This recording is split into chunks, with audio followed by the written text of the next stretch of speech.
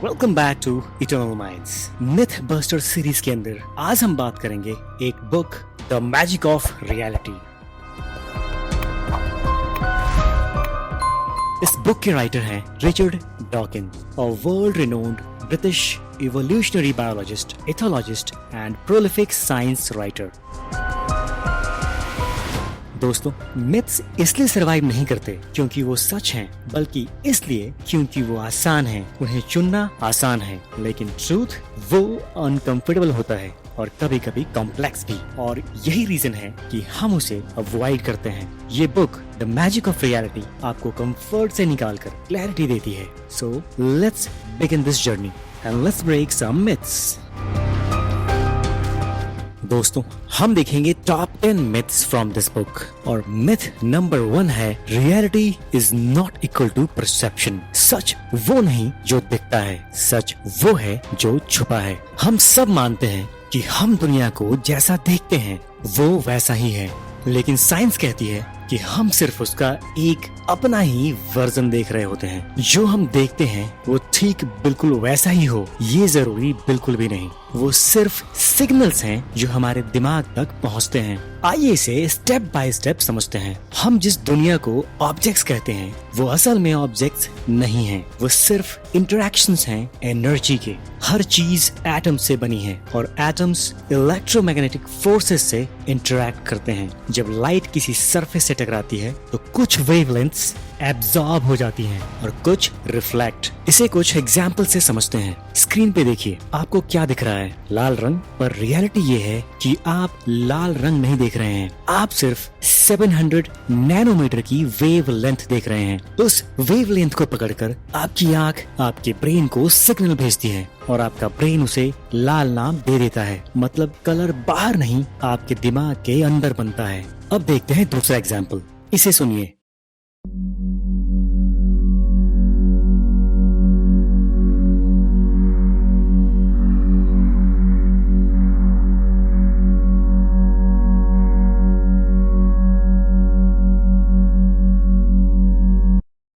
यदि अब मैं कहूँ कि आप म्यूजिक नहीं सुन रहे थे, आप सिर्फ एयर वाइब्रेशंस को महसूस कर रहे थे, तो आप क्या कहेंगे? पर ये बिल्कुल सच है। ब्रेन उन एयर वाइब्रेशंस को कन्वर्ट करता है आपके लिए, जिसे आप अपने एक्सपीरियंस से वॉइस, म्यूजिक, इमोशन या और भी तरह तरह के नाम देते हैं। पर असल में बाहर सिर्फ वेव्स हैं, एक्सपीरियंस अंदर बनता है और बाहर सिर्फ फिजिक्स है। अब सवाल है कि हमारी आंखें क्या करती हैं? और अगर इसे गहराई से समझें तो उत्तर है आंखें देखती नहीं हैं, आंखें कन्वर्ट करती हैं। आंखों की रेटिना में फोटो रिसेप्टर सेल्स होते हैं। ये सेल्स दो टाइप्स के हैं। रॉड्स जो सिर्फ ब्राइटनेस को समझ सकता है, लाइट वर्सेस डार्क। दूसरे टाइप का फोटो रिसेप्टर सेल उसे कोन्स कहते हैं, और ये सिर्फ 3 सिग्नल्स को समझ सकता है, red, green and blue ranges, जिसे हम RGB भी कहते हैं। याद रखिए, सिर्फ 3 ही चैनल्स, लेकिन दुनिया में है इनफाइनाइट कलर्स। आप जब भी कहीं देख रहे होते हैं तब लाइट आपकी आंखों को हिट करती है, मतलब इन सेल्स पे गिरती है, रॉड्स और कोन्स।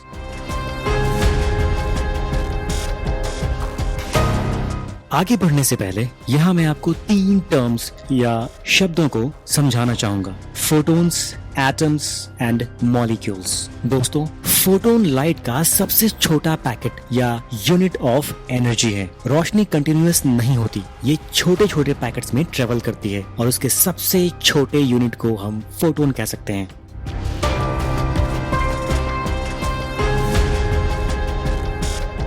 एटम किसी भी प्योर एलिमेंट का सबसे छोटा पैकेट या यूनिट एटम कहलाता है। एक एटम के अंदर एक प्रोटॉन और एक इलेक्ट्रॉन होता है, और जब 2 या उससे ज्यादा एटम्स आपस में मिलकर केमिकल बॉन्ड बनाते हैं तब बनता है मॉलिक्यूल, और इसी मॉलिक्यूल से बना है हमारा शरीर, हवा, पानी इत्यादि। अब वापस चलते हैं टॉपिक पे।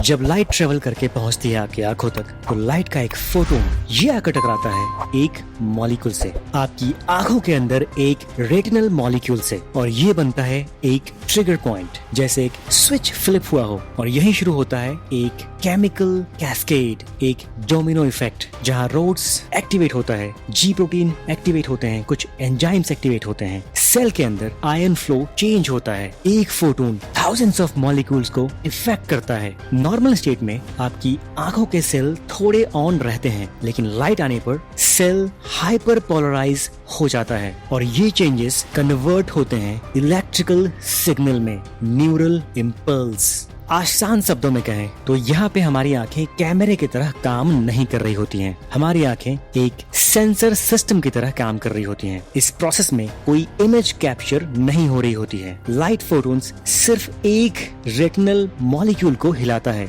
लेकिन उसका इफेक्ट पूरे सेल का बिहेवियर बदल देता है। ये छोटा सा चेंज एक चेन रिएक्शन शुरू करता है, जो फाइनली सेल के इलेक्ट्रिकल सिग्नल्स को बदल देता है न्यूरल इम्पल्स में, और यही प्रोसेस कहलाता है फोटो ट्रांसडक्शन। इन सिग्नल्स में न कोई शेप है, न कोई कलर, न कोई डेप्थ। आपकी आंखें दुनिया की तस्वीर नहीं भेजती, आंखें सिर्फ डेटा भेजती हैं ब्रेन को। अब सवाल ये है कि यहाँ हमारा दिमाग क्या करता है, और जवाब है दिमाग भी इन सिग्नल्स को कैमरे की तरह सीधे डिकोड नहीं करता, क्योंकि ये सिग्नल्स भी इनकम्प्लीट होते हैं। आपका ब्रेन एक अलग तरीका यूज करता है, जिसे कहते हैं प्रिडिक्शन। ब्रेन पहले गेस करता है कि उसे इस सिग्नल को कैसे दिखाना चाहिए, फिर इनकमिंग सिग्नल से कंपेयर करता है और डिफरेंसेस को करेक्ट करता है, और फाइनली आप जो देख रहे होते हैं वो सिग्नल्स और आपके एक्सपीरियंसेस के हिसाब से आपके खुद के ब्रेन के द्वारा की गई प्रिडिक्शन का मिक्सचर होता है। अगर आपके ब्रेन को वीक सिग्नल मिली हो, तो आपका ब्रेन प्रिडिक्शन को ज्यादा यूज करता है आपके लिए फाइनल रिजल्ट्स तैयार करने में, और अगर सिग्नल स्ट्रॉन्ग हो तो फिर आपका ब्रेन डेटा को ज्यादा यूज करता है। पर होता ये result mix of signals and brain prediction ही है, और एक्चुअल में आप रियलिटी नहीं देख रहे हैं, आप देखते हैं प्रिडिक्शन प्लस करेक्शन। तो जब आप किसी भी चीज को देखते हैं तो बाहर सिर्फ एनर्जी होती है, आंखें उसे सिग्नल्स में बदलती हैं और दिमाग उसे मीनिंग देता है, और तब एक कंप्लीट पिक्चर आपके लिए बनती है। यहाँ समझने वाली बात यह है कि ये एनर्जी बहुत सारे फैक्टर्स के ऊपर डिपेंड कर सकती है, और सबके लिए अलग अलग हो सकती है। हमारी आंखें भी इन सिग्नल्स को एक तरीके से हर इंसान के अंदर कैप्चर नहीं कर सकती, और ऐसे ही हम सबके दिमाग अलग अलग एक्सपीरियंसेस से ट्रेंड होते हैं, और इन एक्सपीरियंसेस में छोटे बड़े डिफरेंसेस हो सकते हैं। सीधे शब्दों में कहें तो ये बिल्कुल भी जरूरी नहीं कि जिस चीज को मैं देख रहा हूँ और जो उसे समझ रहा हूँ, आप भी उसे वैसा ही देखें और वैसा ही समझें। मतलब किसी एक कॉमन चीज के ऊपर भी मेरी रियलिटी कुछ और हो सकती है और आपकी रियलिटी कुछ और, क्योंकि हम में से कोई भी दुनिया से सीधे इंटरेक्ट नहीं कर रहा है। हम अपने दिमाग में बने हुए मॉडल से इंटरेक्ट करते हैं। रियलिटी एक डायरेक्ट एक्सपीरियंस नहीं है, ये एक कंस्ट्रक्टेड एक्सपीरियंस है। दोस्तों, आपको जान के आश्चर्य होगा कि न्यूरोसाइंस इसे हेलुसिनेशंस कहती है, एक ऐसी हेलुसिनेशंस जिसे सिग्नल्स कंट्रोल करते हैं। यहाँ इसका ये मतलब बिल्कुल भी नहीं है कि रियलिटी फेक है, बल्कि ये कि आपका एक्सपीरियंस रियलिटी का एग्जैक्ट कॉपी नहीं है। ये बस एक यूजफुल अप्रोक्सीमेशन है जो आपका दिमाग सर्वाइवल के लिए बनाता है। अब इस सेक्शन के एंड में मैं कुछ विजुअल्स आप लोगों के लिए डाल रहा हूँ। इन विजुअल्स को अलग अलग लोगों के साथ देखें और इस एक्सपीरियंस को प्रैक्टिकली महसूस करें, एंड अपने अपने एक्सपीरियंसेस कमेंट्स में शेयर जरूर करें। और अब सोचिए कि अगर परसेप्शन, हमारा व्यू ही एक कंस्ट्रक्टेड मॉडल है, तो फिर जिस दुनिया को हम सॉलिड कहते हैं, क्या वो सच में सॉलिड है? ये देखते हैं नेक्स्ट सेक्शन में।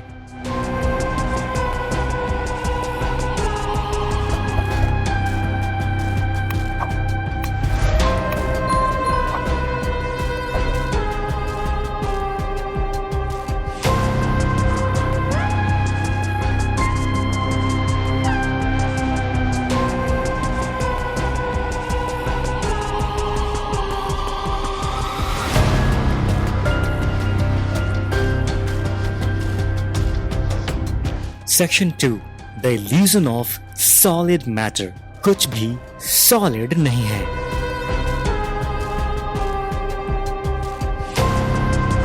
आप अभी इस समय जिस भी चीज को छू रहे हैं आपको लगता है कि वो सॉलिड है, लेकिन सच ये नहीं। सच ये है कि आपने उसे एक्चुअली कभी छुआ ही नहीं। आइए समझते हैं कैसे। स्टेप 1, सॉलिड का इल्यूजन आता कहां से है? दोस्तों, हमने पिछले सेक्शन में देखा कि हर चीज एटम से बनी है। एटम मतलब न्यूक्लियस, एक बहुत छोटा पर डेंस और चारों तरफ इलेक्ट्रॉन क्लाउड। आइए इसे अंदर से देखते हैं।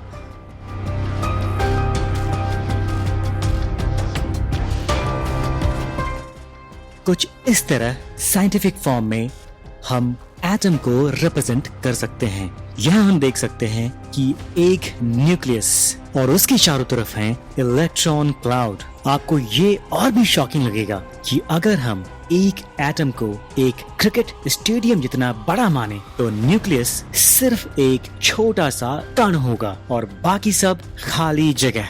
मतलब एक न्यूक्लियस 99.99% खाली है। और क्योंकि हर चीज एटम से ही बनी है, आप, मैं, चेयर, टेबल, तो अब आप सोचिए कि आप जिसे ठोस यानी कि सॉलिड कहते और मानते हैं वो सॉलिड कैसे है। हर एटम के अंदर जो प्रोटॉन और न्यूट्रॉन होते हैं उनका मास कंपेयर टू इलेक्ट्रॉन 2000 टाइम्स ज्यादा होता है। एंड ग्रेविटी की वजह से आती है वेट उस सब्सटेंस की जो बना है एटम से। अब आप सोच रहे होंगे कि हम छूते किसे हैं। आइए इसे भी देखते हैं स्टेप 2 में। स्टेप 2, टच असल में है क्या? जब आप किसी भी सॉलिड ऑब्जेक्ट जैसे कि टेबल को छूते हैं तो आप ये सोचते हैं कि आपका हाथ टेबल से टकरा रहा है, पर ये रियलिटी नहीं है। तो अब सवाल ये है कि एक्चुअल में यहाँ हो क्या रहा है। एक बार फिर से रिमाइंड कराना चाहूंगा कि सब कुछ, चेयर, टेबल, यहाँ तक कि हमारी बॉडीज भी एटम से बनी है। तो जब आप टेबल को छू रहे होते हैं तो आपके हाथ के एटम्स और टेबल के एटम्स एक दूसरे के बहुत पास आते हैं, लेकिन कभी फिजिकली टच नहीं करते। फिजिकली टच नहीं करते, पर क्यों? अब समझते हैं रीजन। जैसा कि एटम के बारे में हमने देखा, उसके सेंटर में होता है न्यूक्लियस। उसके अंदर का प्रोटॉन पॉजिटिव चार्ज होता है और बाहर होते हैं इलेक्ट्रॉन्स, नेगेटिव चार्ज क्लाउड। तो ऐसे जब दो ऑब्जेक्ट्स पास आते हैं तो इलेक्ट्रॉन वर्सेस इलेक्ट्रॉन होता है। दोनों साइड के इलेक्ट्रॉन्स नेगेटिव चार्ज होते हैं और इसीलिए नेगेटिव को रिपेल करता है, यानी कि एक दूसरे से अलग पुश करता है और यही बनाता है एक इनविजिबल फोर्स बैरियर। तो टच डायरेक्ट फिजिकल कांटेक्ट नहीं है। टच होता है इलेक्ट्रोमैग्नेटिक रिपल्सन और आपके नर्वस सिस्टम यानी आपके दिमाग के द्वारा बनाया गया एक भ्रम जाल। जब आप टेबल पे हाथ रखते हो तो इलेक्ट्रॉन्स रिपेल करते हैं। ये फोर्स आपके स्किन को कंप्रेस करता है। स्किन में सेंसर्स होते हैं जो कि एक्टिवेट होते हैं और ब्रेन को सिग्नल देते हैं। ब्रेन बोलता है हाँ, आपने टेबल को टच किया।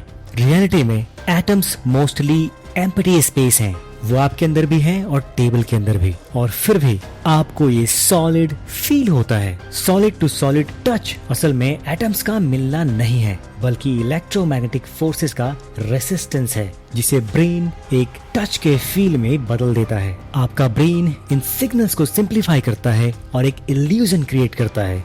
इस इल्यूजन को ब्रेन सॉलिड या टच के फीलिंग्स और सेंस में बदल देता है। तो यहाँ भी रियलिटी वैसा नहीं जैसा दिखता है। रियलिटी वैसा है जैसा आपका ब्रेन उसे समझता है।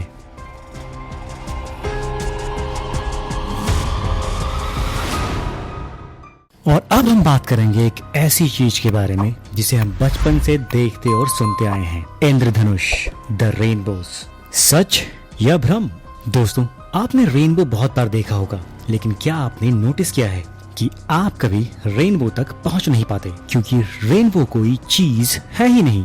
रेनबो फॉर्मेशन एक फेनोमेनन है और इसके लिए जरूरत होती है सनलाइट एंड वाटर ड्रॉपलेट्स। आपने नोटिस किया होगा कि जिस भी डायरेक्शन में सन है उसके अपोजिट डायरेक्शन में ही रेनबो हमेशा बनता है, और वो भी बारिश के दिनों में जब एटमॉस्फेयर में छोटे वाटर ड्रॉपलेट्स मौजूद हों। तो जब ये दोनों चीजें होती हैं तो सनलाइट सीधे नहीं जाता, जैसे ही वो वाटर ड्रॉपलेट में एंटर करती है वो मुड़ जाती है। साइंटिफिक टर्म्स में इसे कहते हैं रिफ्रैक्शन। सन से आने वाली व्हाइट लाइट एक्चुअली मिक्स होती है कई वेवलेंथ्स की। हर वेवलेंथ में अलग अमाउंट का बेंड होता है, और इसी वजह से आप ये देखते हो कि रेड जो सबसे ऊपर दिखता है वो कम बेंड होता है, और वायलेट जो सबसे नीचे दिखता है वो ज्यादा बेंड होता है। और ये सन से आने वाली लाइट टूट जाती है डिफरेंट कलर्स में, और इसे कहते हैं डिस्पर्सन। जब ये लाइट्स ड्रॉपलेट से बाहर निकलती हैं और आपकी आंखों तक पहुंचती हैं, और उसके बाद एज ए ऑब्जर्वर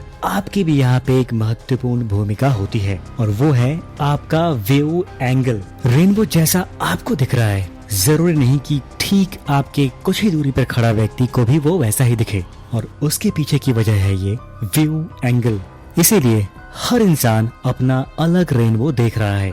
बाहर सिर्फ वेवलेंथ्स हैं, आपकी आंखें उन वेवलेंथ्स को पकड़ती हैं और आपका ब्रेन उन्हें कलर्स में बदलकर आपके लिए एक परफेक्ट रेनबो तैयार करता है। तो हकीकत यह है कि रेनबो में कलर्स नहीं है, रेनबो में सिर्फ लाइट है। तो दोस्तों, रेनबो कोई चीज नहीं, रेनबो एक प्रोसेस है जो कि आप, लाइट और नेचर मिलकर बनाते हो। तो ये रियलिटी भी बाहर फिक्स्ड नहीं है, ये हर ऑब्जर्वर के साथ बदल जाती है। हमारे एनवायरनमेंट में लाखों वाटर ड्रॉपलेट्स हैं, पर रेनबो सिर्फ उन्हीं से बनता है जो आपके लिए सही पोजीशन में है। रेनबो कभी आसमान में बना ही नहीं, रेनबो आपके और ड्रॉपलेट्स के बीच एक परफेक्ट अलाइनमेंट से बना है।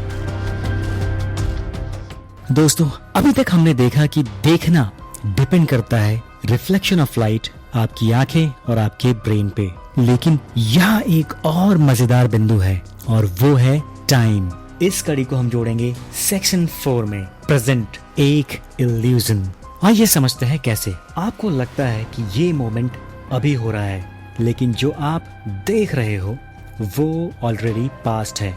देखना मतलब रिफ्लेक्शन ऑफ लाइट, और यहाँ पे टाइम की भी एक अहम भूमिका होती है। हमारे सौरमंडल में कई स्टार्स हैं, उनमें से एक स्टार है सन, और सूरज की रोशनी को हम तक पहुंचने में लगते हैं तकरीबन 8 मिनट। मतलब आप जो भी देख रहे हो वो 8 मिनट पुराना है। मून से रोशनी पहुंचती है 1.3 सेकंड्स में, और ऐसे ही कई स्टार्स जो हमसे सालों दूर हैं, वहां से रोशनी पहुंचने में कई साल लगते हैं। इसका मतलब आप कई साल पुराना व्यू देख रहे होते हैं। आपके रात का आसमान हिस्ट्री है, प्रेजेंट नहीं। अगर हर चीज डिले से दिखती है तो एग्जैक्ट प्रेजेंट कहाँ है? आपकी आंख तक आने वाली हर सिग्नल में डिले है, और उसके बाद ब्रेन प्रोसेसिंग में भी टाइम लेता है, तकरीबन 100 मिलीसेकंड। इसका मतलब यह है कि जो आप अभी देख और फील कर रहे हो वो ऑलरेडी थोड़ा पास्ट है। इसे समझने के लिए एक छोटा सा एग्जांपल लेते हैं। मान लीजिए कि किसी क्रिकेट या फुटबॉल स्टेडियम में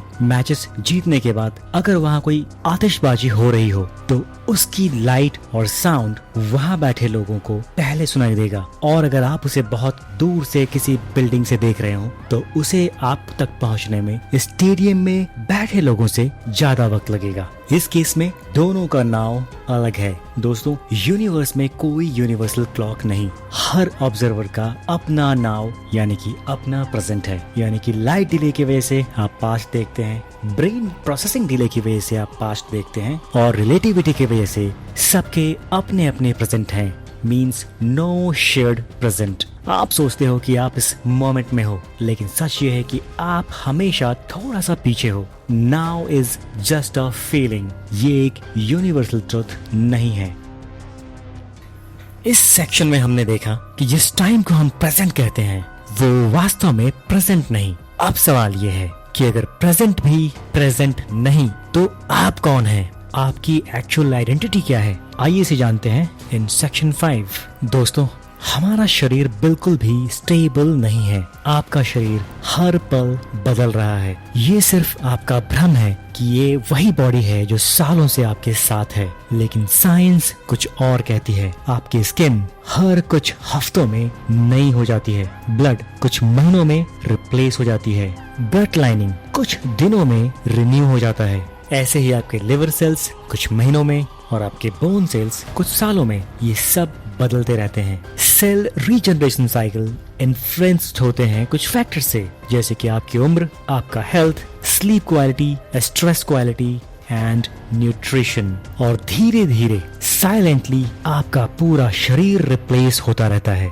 कुछ सालों में आप फिजिकली ऑलमोस्ट नए हो चुके होते हैं, यहाँ तक कि आपका ब्रेन भी लगातार रीराइट हो रहा होता है। आप सोचते हैं कि मैं वही इंसान हूँ, लेकिन हर एक्सपीरियंस न्यू न्यूरल कनेक्शंस बनाता है। हर हैबिट ब्रेन को रिशेप करती है। हर डिसीजन ब्रेन के वायरिंग्स को बदलता है। आपका ब्रेन स्टैटिक नहीं है, वो हर दिन खुद को अपडेट कर रहा है। आपको जान के ये आश्चर्य होगा कि आपकी मेमोरीज भी पूरी तरह सच नहीं, ये हर बार रिकंस्ट्रक्ट होती है। जब भी आप अपने पास्ट को याद करते हैं, तब आप उसे एग्जैक्टली रीप्ले नहीं कर रहे होते। साइंस कहता है हर बार मेमोरी रिकॉल 100% नहीं होता, उसमें स्लाइड चेंजेस होते रहते हैं। ब्रेन गैप्स को फिल करता है, इमोशंस मेमोरी को डिस्टॉर्ट करते हैं। वास्तव में आप अपने पास्ट को स्टोर नहीं करते, आप उसे हर बार रिक्रिएट करते हो अपने ब्रेन में। दोस्तों, एक जीवन में आपका नाम भले ही सेम होता है, लेकिन आप हर पल बदल रहे हो। आप अपनी आइडेंटिटी को अपनी बॉडी से जोड़ते जरूर हो, पर ये आइडेंटिटी कोई फिक्स्ड ऑब्जेक्ट नहीं है, ये एक ऑनगोइंग प्रोसेस है। बॉडी बदल रहा है, ब्रेन बदल रहा है, मेमोरीज बदल रही हैं, तो आप भी बदल रहे हो। हम सब सोचते थे कि मैं एक स्टेबल चीज हूँ, लेकिन सच ये है कि मैं एक पैटर्न है जो हर पल अपडेट हो रहा है। दोस्तों, मैं कोई सॉलिड रियलिटी नहीं है, मैं एक कहानी है जो दिमाग हर दिन रीराइट करता है। आपकी बॉडी और आपकी चेतना दोनों एक नहीं है। श्री कृष्ण ने गीता में भी यही बार बार समझाया है, जिसे आज साइंस भी मानती है।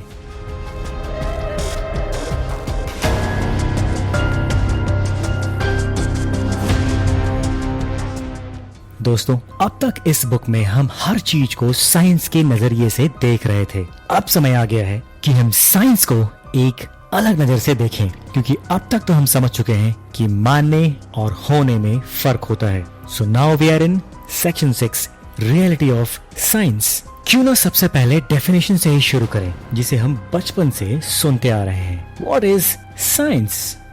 Science is the process of crossing out false. हम अक्सर सोचते हैं कि साइंस आंसर्स देता है, लेकिन साइंस फाइनल ट्रुथ नहीं देता। साइंस आपको बेस्ट करंट एक्सप्लेनेशन देता है। आज जो सही है वो कल अपडेट हो सकता है और होता रहा है। इसके हजारों एग्जाम्पल्स हैं, बट एक बेस्ट स्मॉल एग्जाम्पल है हमारे सोलर सिस्टम का 9th प्लैनेट प्लूटो, जो अब हमारे सोलर सिस्टम का हिस्सा नहीं है। साइंस उसे अब एक प्लैनेट मानती ही नहीं। अगर आपको और एग्जाम्पल्स चाहिए तो कमेंट बॉक्स में जरूर लिखें। तो साइंस का असली काम है गलत चीजों को हटाना। हाइपोथेसिस बनाओ, टेस्ट करो, फेल हो तो रिजेक्ट करो। हर एक्सपेरिमेंट एक फिल्टर है जो गलत आइडियाज को बाहर निकालता है। तो हमारा मॉडर्न साइंस भी परफेक्ट नहीं है, लेकिन ये खुद को करेक्ट करता रहता है। थ्योरीज रिफाइन होती हैं, मेजरमेंट्स इम्प्रूव होते हैं, एरर्स डिटेक्ट होते हैं। तो साइंस भी हमें सच नहीं देता, साइंस हमें झूठ से दूर ले जाता है। दोस्तों, अगर आपको इस वीडियो से कुछ सीखने को मिला तो एक लाइक तो बनता है, and share this knowledge with your friends and family. हम इस सीरीज को आगे जरूर बढ़ाएंगे और कई और मिथ्स को ब्रेक करेंगे। तो जुड़े रहने के लिए अभी सब्सक्राइब कीजिए and hit the bell icon for notifications. मैं आपसे मिलता हूँ अगले वीडियो में, तब तक के लिए नमस्कार।